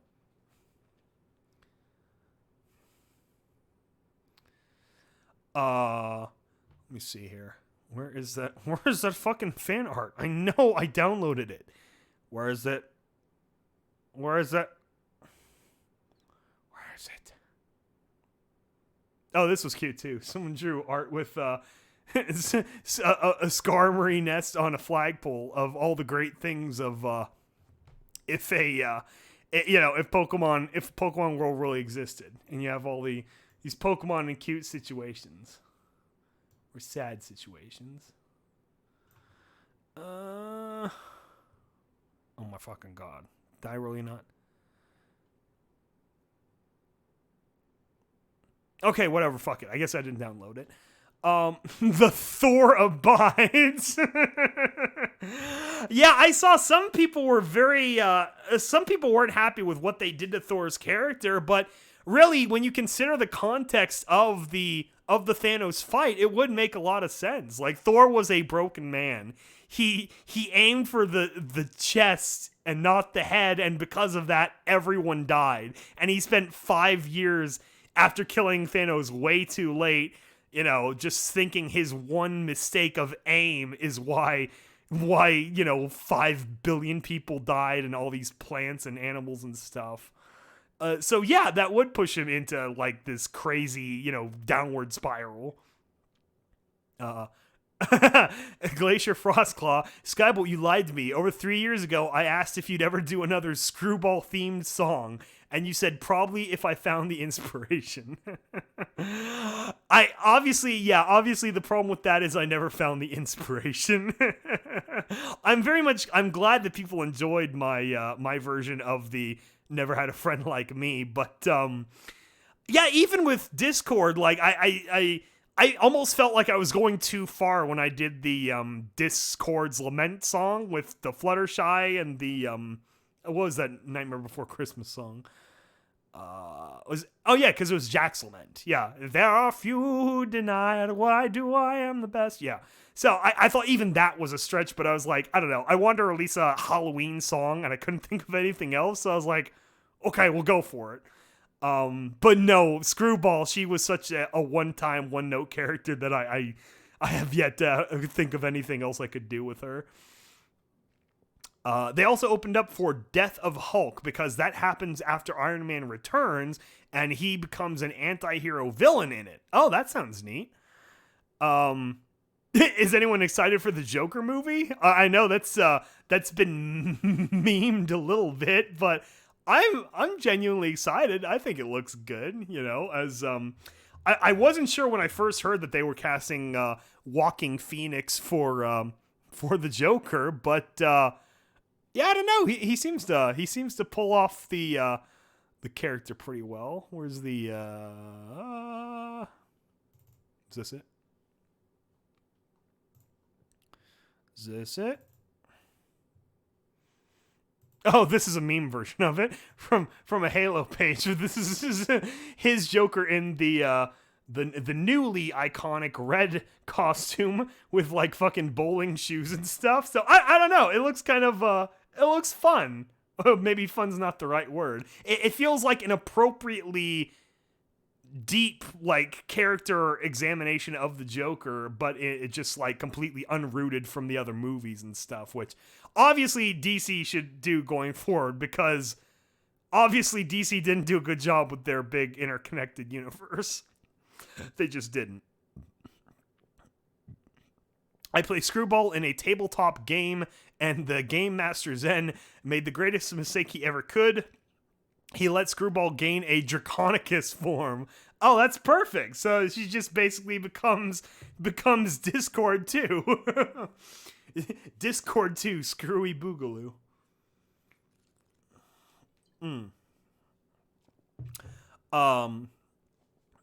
Yeah, so that's everything that's... Let me see here. It's everything that's been going on. Oh. Okay, man. There we go. And boom. Oh. It is so broken, LOL. yeah, I can imagine that. Yeah, I was never good at tabletop gaming, but I can definitely see what a game like that would unfold into. Sounds fun. Yeah, so let's see here. What else is there to talk about? Is everyone I think everyone's thrones out now, you know. The there are only two ways to play the Game of Thrones. You either win or you die. So I guess everyone that didn't win with their the conclusion that they wanted have already checked out of this world. So I'm hoping the best for everyone. Rest in peace, good Game of Thrones writing. Oh my gosh. Oh wow, they just dropped a trailer for Westworld.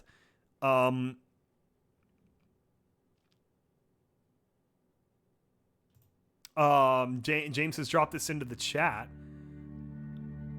Sometimes it seems like the world looks alright. Oh shit, you're probably hearing this too, right? They put a coat of paint on it. They're gonna copyright the video now. Fuck off, HBO. But inside it's rotting to pieces. Is this where I say I never finished Westworld Season 2? Smooth away the rough edges. But that was a lie. I did like the ideas in Season 2, but I don't know, after they skirt around in like Samurai Land, I don't know. I unplugged a little bit. It didn't grasp me. There was like 2 or 3 episodes with the whole samurai plotline that or Shogun World just didn't hold me.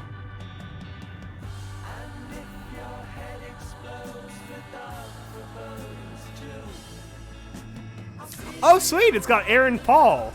Bitch, the bitch is back from Breaking Bad. I think if I'm going to get on with my life, I'm going to have to find someone real. Wait, is that Aaron Paul? Or am I totally screwing that up?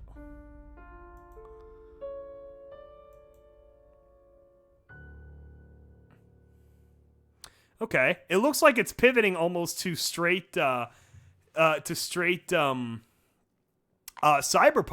which I'm definitely okay with. I'm not. I gotta go back and watch both seasons back to back now. I really need to just get the season 2 Blu-ray and watch them both back to back, and then know what to do for that. Okay, James is satisfied with all the stuff I sent him. Yeah, oh man. Great Experiment is going to be so great and experimental.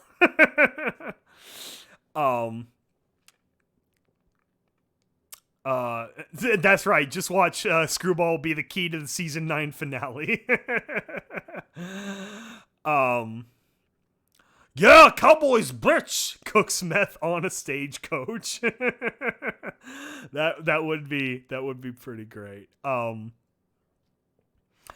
Yeah, that's Glacier brings up the good point, which is how will Discord figure into the finale? Because the entire opening of season 9 was Discord literally fucking with them and being like, "Oh, Twilight, you have to save me." And then after they use the power of friendship to stop Sombra, then Discord, wakes up and he's like, "Ha, I told you could do it." It's like, "You bitch. You could have stopped all of this, I think 5 hours ago, but you didn't." So yeah, I don't know when they actually have a genuine threat of like a villain, the Grogar League of Unprecedented Evil. When Glue attacks, what is Discord gonna do? Are they gonna lure him away? Like, are they gonna hypnotize him into helping them, or is he gonna be the one to like break up their disunion and I don't know, do some shit like that? No, it's not the Legion of Doom. It is the Grogar League of Unprecedented Evil. Because what is the ultimate enemy of the horse? It is the glue. Chocolate rain. Chocolate milk rain. That's right. That would be the big irony. That was one thing I always thought was weird. It's like, why did they pair up Discord with Fluttershy? Like, I get the idea of like they're treating him like a pet and she would be the only one to have enough empathy to like believe that he's changed, but like pairing him off with Pinky, I feel like they could have had a lot more episodes of like, I don't know, the contrast, like him trying to do zany stuff and Pinky also wanting to do zany stuff, and then them like, are they too similar, or is it like what I don't know. I feel like there could have been more potential of pairing them off in different scenarios rather than Fluttershy, because obviously they could only do so much with her. They had the episode where he basically got jealous that he got jealous of her with Tree Hugger, he of her college roommate that she totally had a platonic relationship with, and so he crashes the ball and stuff. That was fun, but then it was like the episode where he's like having a boys' night with Spike and Big Mac. It was all right overall, and then I guess that was sort of the idea behind him helping in the season 5 finale, where then.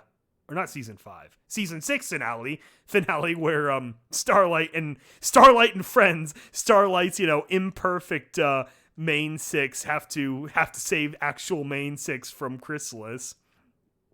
That's probably the best pair of DWK episodes is the season 6 finale. Oh man. Yeah, they are probably too similar. I don't know. I just feel like they could have done something with them. Bran needs to rebuild the Iron Throne and add wheels to it. And a Starbucks holder. That's right. Will Big Macintosh get hitched to Sugar Bell? I hope so. I still want my Digimon Adventure 2 scene of they do a 10 years later kind of cut scene and show where all the characters ended up, I want to see more than, a handful of them paired off. Like, you want to see all of your characters end up happy and together with someone. Because otherwise, a lot of these shows end up where it's like you had the one or two, token straight couple. And then if you're lucky, you had the LGBT couple as well. And that's it. Like, what, is everyone else gonna fucking die alone? Oh my god, I'd have to kill myself than watch another show where most of the people end up dying alone again. It's like, no. Do something. You don't have to show the pair, the couple, show a kid or show one of them pregnant or something. I don't know. Fucking like, I'm just sick of that where it's like most of the characters end up alone. And it's like, that's weird. It's fucking sad. I don't know. Especially for a big long show like this. Like, I get it. It's still, a target audience show, TVY or whatever. But it's like, we've been following these characters for how long? 9 years? It's like, Give us something good. Like, Grogar was good. Bringing back Sombra was good. Having the dynamic of Discord being, an unknown variable is good. The princesses in Star Swirl the Bearded kind of just like doing yard work in Ponyville during that was really pathetic. That really brought both Star Swirl and the princesses down a giant level. Like, oh my gosh.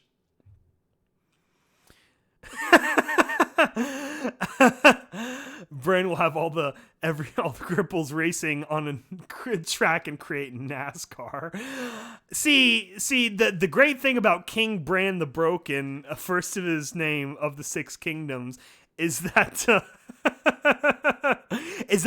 he has his own chair, he has his own throne. He doesn't need the swords or whatnot. He's just gonna rule over his Platonic Republic until he dies. Does he die? I guess he dies eventually. Creepy ass three-eyed raven. That's a whole different, unknown. But Bran will roll over his enemies. Yeah, I don't know. I just think, give it 10 years, and once Westeros is healed and they got a navy again and everything, then just forgive all of Jon's sins. Let him come back in full terms. Make him full blood Stark or whatever. Whatever you would call it. Hopefully, Jon has already started his own life up with a wildling chick or something before then. But it's like, what are the Unsullied gonna do? Come back from Nareen and take revenge? Oh, you broke oath.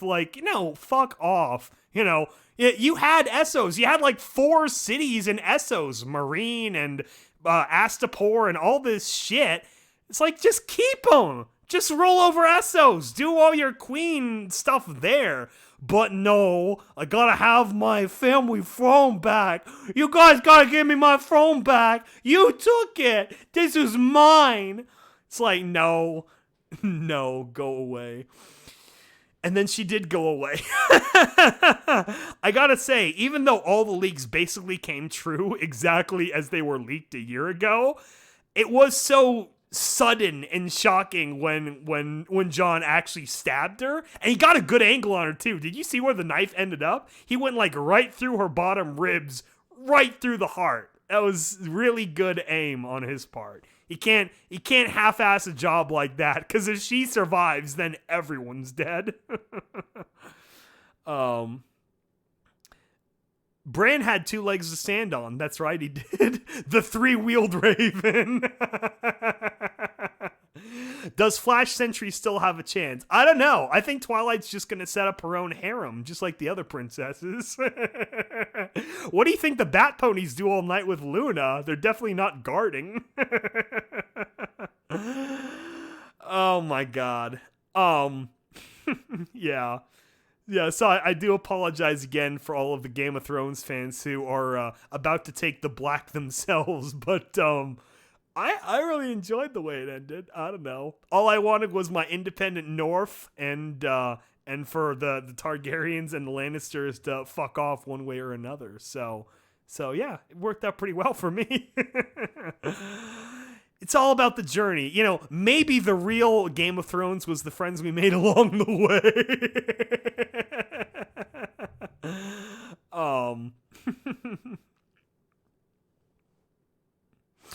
Yeah, I don't know what Drogon does with Dany. I guess Drogon, I assume he flies back to Valyria, right? I know the volcanoes and stuff fucking, doom blasted Valyria to scale. Was it rock skin? What was the disease? Grayscale and to hell and back, but it's I don't think a dragon could get grayscale. It probably comes from them or something, like HIV or something. So what it probably just, he'll settle in a volcano and, drop Dany's body somewhere and go look at it sometimes, and that's just that. And then he dies and he's the last dragon. So bad end, I guess.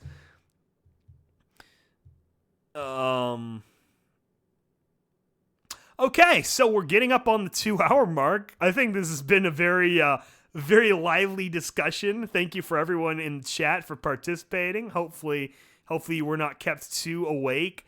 I know our friends in Europe probably did not participate because they were sleeping, or it's like James here in the chat who said that he hasn't watched it yet because of time zones. So hopefully he'll come at me, in the next couple of days and be like, "Let me challenge you on the way Game of Thrones should have ended." And then we'll set up an actual podcast with everyone, and him and Needle can tell me how wrong I was. Because I'm pretty sure she was Team Danny before everything went south. So I'm sorry, Needle. You should have gotten on Team Queen of the North, Team Sansa from the beginning. But that's okay. That's okay. Maybe George R. R. Martin will finally realize, like, oh shit, maybe I should finish my books. And be like, oh shit, a lot of people didn't like this ending, and then just write a different ending. Like, I think a Team Stannis ending could be kind of fun. I don't know. Obviously, there's a lot of moving parts. Obviously, he's thought, like, a lot about what he wants to do with the ending, but it's like, just fucking do it already, man. Just publish, hit print, do something. At least get the next book out, and then if you need to make any last-minute crazy plot changes, then do that in the next one. The, Dream of Spring, or whatever it's going to be called. Bat Pony Life. That's right. You think Luna and the Bat Ponies keep Celestia up all night? Oh my gosh. For the North! For the glow! Yeah. It's, oh god, what is this? Oh my god. Oh my god, that got really loud. What is this? I'm gonna regret this, aren't I? You're on the Bowmaster of King's Landing. Is it just the scene where... Oh, it's like a compilation of a whole bunch of stuff.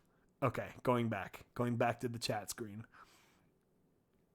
Yeah, I was scrolling through I think it was a Twitter thread of just all the, premium scenes in the show. And it's like, yeah, it's kind of sad. Like there are all these really, really quality battles and engagements and, intrigue and setup. So I do feel bad that for a large amount of people, the ending was very, less desirable. And I totally understand that. But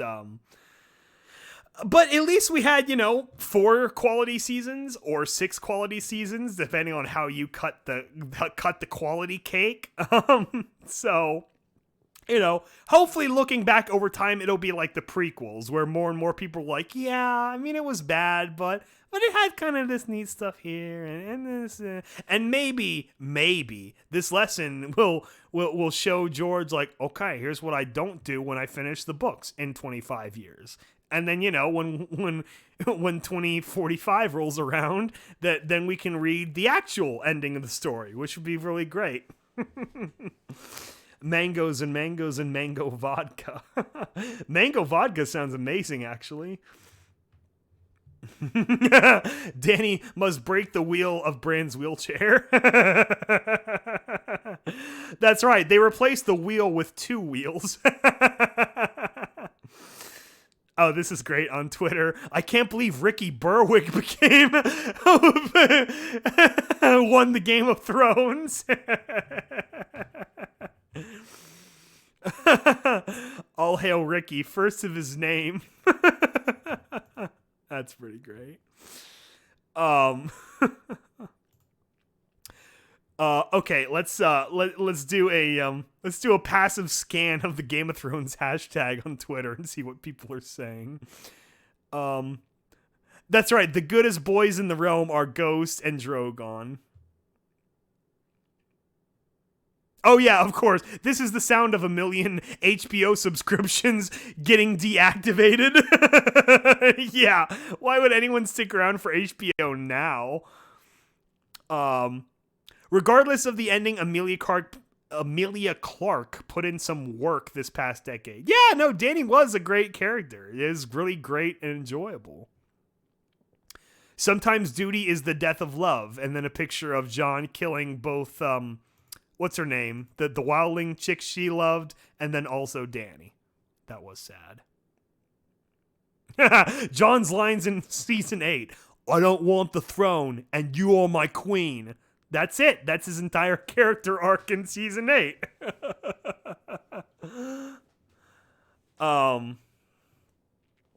Please give Tyrion an Oscar. Yes, definitely deserves that. Season 6 remains the best of Game of Thrones. I agree. Season 6 probably my favorite, just for a lot of reasons. The shot of Dany walking down the stairs with Drogon behind her was perfect. Yes, that was a really nice shot. I mean, really, the effects were top notch. I mean, for all the time they spent in between these seasons, they did put in a lot of work into making. Because I remember, what was it, like season 4? The dragons weren't quite right, and then there was like the wall, some of the parallaxing at the end of the final like pull-out shot didn't line up quite right either. Oh, and then of course everyone's posting the picture of the horse drawing where it's like a really nice horse drawing and then it becomes like a stick figure. Like, yes. Oh yeah, and then Edmure Tully stands up in the middle of the fucking like Lord's Council and he's like, I think I would make a good king. And Sansa's like, Uncle, sit down. Sit down, Uncle. This is just embarrassing. A picture of Bran when you didn't study the whole semester, but you got an A. Someone Baratheon posting, give me something for the pain, let me die.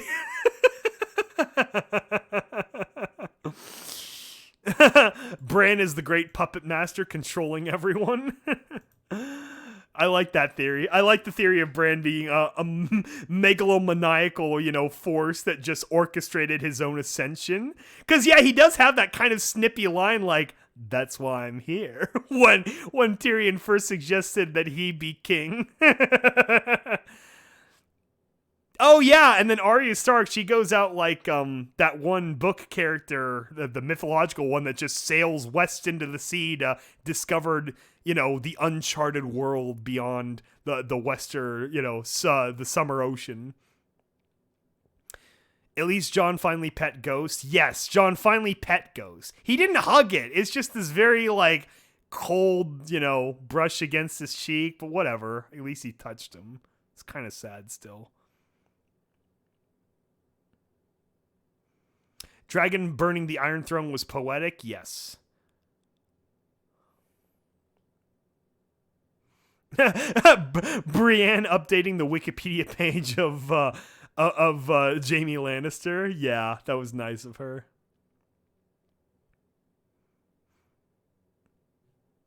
I felt this part when Drogon was nudging Dany's dead body. That was really sad. That's right. Jon's going to live a free man, just like he told Ygritte. That's right. Yeah, just go up there, find some hot-ass wildling chick that looks kind of like Ygritte, and just make some babies. Like, fuck the kingdom. Oh, you can never father children in law. Fuck you. God, as long as you got a working dick, you're not like Theon. You can do whatever you want. Again, if you have any last questions while we run out our roughly 2-hour story here, just pop it in the chat, and I'll keep on reading Twitter reactions in the meantime. Bran Stark not helping, and then not helping, but in yellow. I mean, they were innocent people, but like, obviously the King's Landing, they were like, they were definitely quickly swayed by whatever king was in charge. But at the same time, that's how feudalism worked. Yeah, you just like gotta kiss ass to whoever's got the big sword, and they live in the castle. So, no, you can't just burn them all. You can't just burn them all. Come on, guys. Oh, Sansa talking to Catelyn about like, what if I'm gonna be queen someday? And then cut to Sansa in season 7. What about the North? Queen of the North. Sir Davos finally getting the respect he deserves? Yes.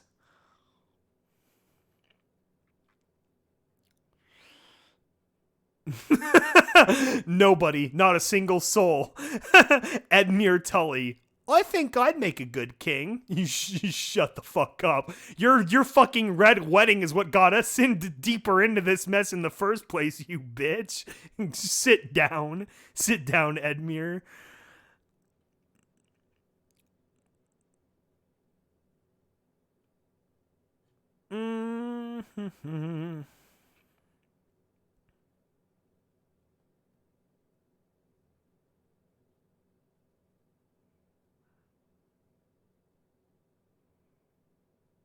Oh, now someone found a shot in the Lord's Council where there's a hidden water bottle behind.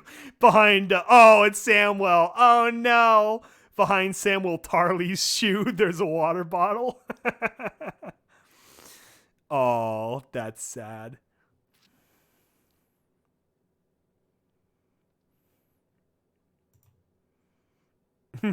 Our Free Folk Game of the Thrones Reddit has this to say, and then we got a what happened to them freeze frame montage for everyone. Bran went on to rule for 132 years and achieved the world record for longest wheelchair jump. He was asleep for 85% of it and creepy for the rest. Tyrion effectively ruled the 6 kingdoms while Bran napped, and by the end of his tenure, it was down to 3 kingdoms. They misplaced Dorne, and no one cared enough to look for it. I disagree. They would hold on to Dorne just for the wine alone. Jon married Tormund, and they had 13 ginger wolf babies. He's known among the wildlings for having the North's best banana bread. Arya sailed west, but her ship accidentally rammed Frodo Baggins' ship en route to the Undying Lands. There were no survivors. Sansa choked on a pretzel 6 months into office and died. Grey Worm went on to a promising rap career under an assumed name. Senator and Mrs. Braun Blackwater, Washington, D.C. Samwell Tarly, drunk after a Chardonnay, fell into a portal and found himself in another world with nothing but the clothes on his back and the only copy of the history of Song and Ice and Fire. He took on a new name, grew a beard, and sold the stories for money. He refuses to tell anyone the end because he knows how disappointed everyone will be. Thank you, R. the Free Folk. That's great. Now, of course, the pictures of wheelchairs with swords behind them are growing. Yeah, that's right. Character development. Jon Snow, ever increasing. As soon as you find out his real name is Aegon, drops to nothing. The wheels to rule the world. The wheels that mount the world. That's right. It's funny how Grey Worm is okay with Dany being dead despite killing innocents for her. You see, they didn't care. The Unsullied and the not the Khaleesi, the fucking the horse people, the Mongolians. They didn't care, this was a foreign land. They were just doing whatever their queen told them to do, and they were having a good time doing it. So, no, who cares? Burn some people.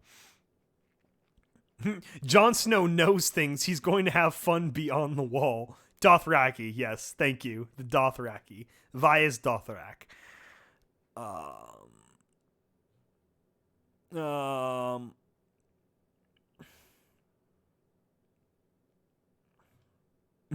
Literally no one on Twitter seems happy. This is why I had to have a stream, because I think I'm the only one who's satisfied by the ending. Oh, of course everyone misses what's her name? The Lady of Roses. What was that actress's name? With the crooked smile? God, so hot. we definitely miss her.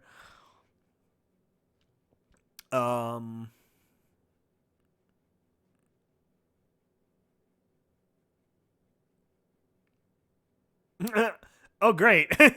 Human Rights Watch has been so kind as to list all of the war crimes that occur throughout the Game of Thrones series. Okay, sure. To start, Daenerys torching the city of King's Landing and killing everyone. Definitely a war crime. Torture. Remember the Bolton family? How they like to flay everyone and also cut off Theon Greyjoy's dick? Definitely a war crime. Forced marriage. Sansa was hostage and she was forced to marry both Tyrion Lannister and Ramsay Bolton. Definitely a war crime. Daenerys was 13 when her brother forced her to marry Khal Drogo, which is a clear violation on the Convention of Human Rights of the Child. Definitely a war crime. The Unsullied were created by an army of slaves and castrated and stuff. And some of them were children. Definitely a war crime. Okay, thank you, Human Rights Watch, for updating us on that. Think most of us knew that, but we appreciate it. Arya the Explorer, that's right. Wow. Literally everyone hates it. There's got to be some kind of obscure German word that can describe the feeling I have. The satisfaction despite everyone else being unsatisfied. It's like Schadenfreude, but even more obscure, right? There's got to be something like that. That's so three-eyed raven. Oh my god.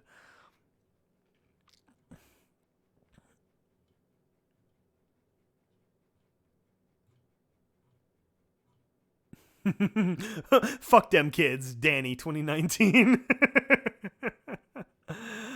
Oh god. Yeah, that's how it goes though. When you have a series that goes on this long, you're not going to please everyone, that's for sure. Hopefully you're more on the Avengers side of things than on the Game of Thrones side of things, cuz whoo, baby.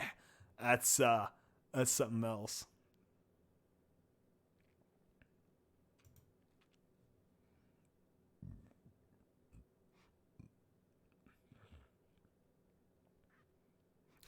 How they should have decided who to sit on the throne. Literally play musical chairs. Nothing else matters. The final episode. Yeah. Thanks, guys. We appreciate it. You know, this ending of Game of Thrones is going to be a fantastic jumping point for D&D for starting their Star Wars trilogy. Benioff and Weiss, you better do some serious internet, mea culpas, because this is not a good way to transition over into the Star Wars. You better hope people don't pay attention for a few years.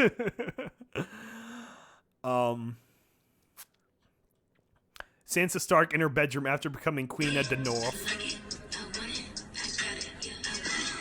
And she's twerking. Yeah, she don't need no Game of Thrones anymore. She's Dark Pohenix. She's gonna X Woman up the screens this summer. I see a lot of negative press about it. I don't get why. I think Dark Phoenix looks good. I like Sansa. I like Sophie Turner. She's a nice lady. She's a very nice lady.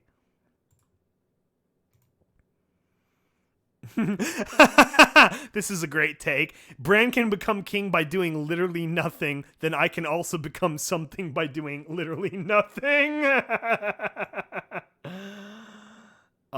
Bran is what we like to refer to as the Cripple Master. Absolutely.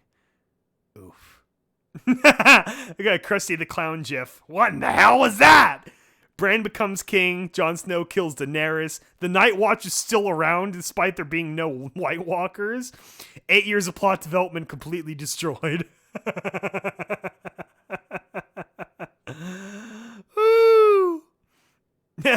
Grey Worm got really mad because he didn't have his Grey Worm anymore. Aw, that's harsh. Danny, we've heavy quotation marks. Liberated, heavy quotation mark, the people of King's Landing. Yeah, you liberated the shit out of them. You liberated them of their gases and of their, coherent bone structure.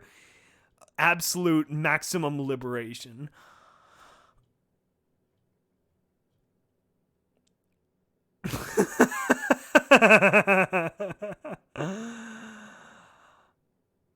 Oh man.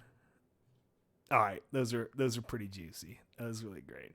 It's definitely going to see what becomes of the rest of the reactions to this now. Okay, Night's Watch hunt down the bad weather. That's right.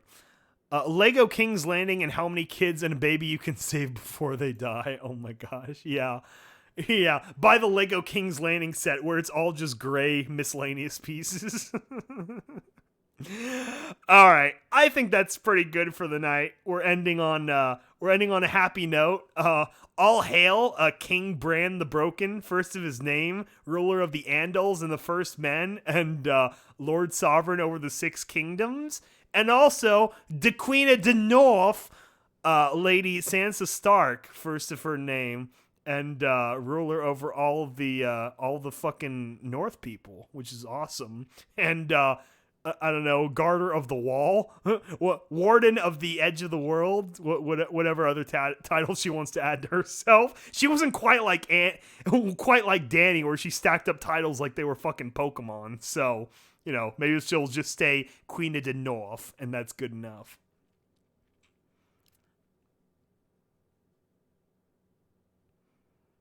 Bran, builder of ramps, destroyer of stairs. Yeah, that's right. The King's Landing reconstruction includes Americans with Disabilities Act, ramps, and medieval escalators everywhere. Elevators. What would those be like?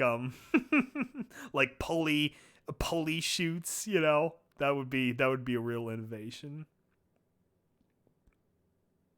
Okay.